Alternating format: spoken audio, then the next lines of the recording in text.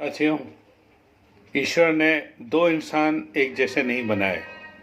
स्वभाव में, चरित्र में, सोच में, समझ में, दृष्टिकोण में, और फिर ऊपर से औरत और मर्द, इनमें भी बहुत फ़र्क है। मतलब अपन आज कितनी औरतें कोशिश कर रही हैं कि हम बराबर आ जाएं मर्दों के। ठीक है, किसी हद तक उनकी सोच सही हो सकती है, क्योंकि वर्षों से, सालों से ऐसा कहा जाता है उनके द्वारा कि उनके ऊपर उनका शोषण किया गया है, उनकी कदर उतनी नहीं की गई जितनी कि होनी चाहिए। और ठीक है, मैं भी मानता हूँ कि इंसानियत मेरे लिए सबसे बड़ी, धर्म से भी ऊपर। तो पहले हमें हर इंसान को पहले इंसान देखना चाहिए, फिर रिश्ता या फिर और या कोई उसका पद। तो हमें एज इंसान गिनते हुए उनके साथ अच्छा स्वभाव करना चाहिए, क्योंकि वो भी भगवान के बच्चे हैं। अब इस चक्कर में औरतें दिनों दिन पढ़ रही हैं, न सिर्फ पढ़ रही हैं, ऊंची ऊंची शिक्षा हासिल कर रही हैं, और करना भी चाहिए। अब सिर्फ एक दृष्टिकोण की बात है कि पढ़ना बहुत ज़रूरी है। मेरी नज़र में इसलिए ज़्यादा ज़रूरी है कि वो बच्चों को पढ़ा सकें, क्योंकि अब मर्द तो पिता के रूप में या तो नौकरी करेगा, या कोई प्रोफेशनल होगा, या कोई धंधा करता होगा, बिजनेस करता होगा, तो वो उतना शायद समय बच्चों को पढ़ाई के लिए ना दे पाए। हालांकि देना चाहिए, वो भी बहुत ज़रूरी है बीच बीच में। तो इसलिए उनका शिक्षित होना, औरतों का, लड़कियों का, काफ़ी हद तक ज़रूरी है। मगर ये मेरी नज़र में, हो सकता है मैं गलत हूँ, इतना ज़रूरी नहीं कि नौकरी करें, सिवाय उस स्थिति के जब पता लगे कि घर की कमाई, एक जने की कमाई से, पति की कमाई से घर चलाना मुश्किल हो रहा है, या महंगाई कभी इतनी बढ़ जाए कि एक की तनख्वाह से, वेतन से घर न चल पाए।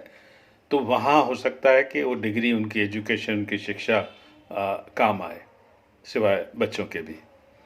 तो अदरवाइज़ मेरी नज़र में एक औरत के लिए बच्चे संभालना, पति संभालना, घर संभालना अपने आप में एक पूर्णकालीन जवाबदारी है।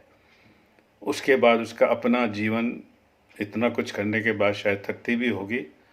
अब उसके ऊपर वो नौकरी करे तो नेचुरली थकान तो और बढ़ जाएगी, और फिर अनबन भी थोड़ी बहुत होना शुरू हो जाती, क्योंकि अगर पति भी थक के आए, पत्नी भी थक के आए, तो चाय कौन बनाए। वहाँ से थोड़ा बहुत झगड़ा शुरू होता है, और धीरे धीरे फिर अब क्योंकि दोनों अपने स्वच्छंद रूप से मतलब रह सकते हैं, कमा सकते हैं, जीवन जी सकते हैं, तो वो एक जो किसी ज़माने में रहता था कि भाई एक दूसरे के पूरक हैं घर चलाने में या कमाई करने में, तो वो अब धीरे धीरे ख़त्म हो रहा है। तो इस कारण मुझे लग रहा है कि शायद तलाक भी बढ़ रहे हैं।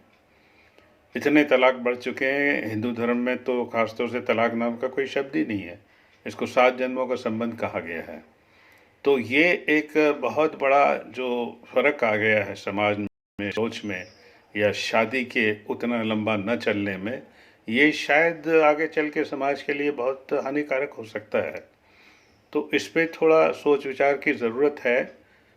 एक तरीके से हम तो चाहते हैं कि मतलब हम लोग, मर्द लोग, पुरुष लोग भी स्त्रियों के ध्यान रखें, क्योंकि ये ध्यान नहीं रखा गया, इसलिए आज ये विरोधी और विद्रोही रूप सामने देखने को आ रहा है।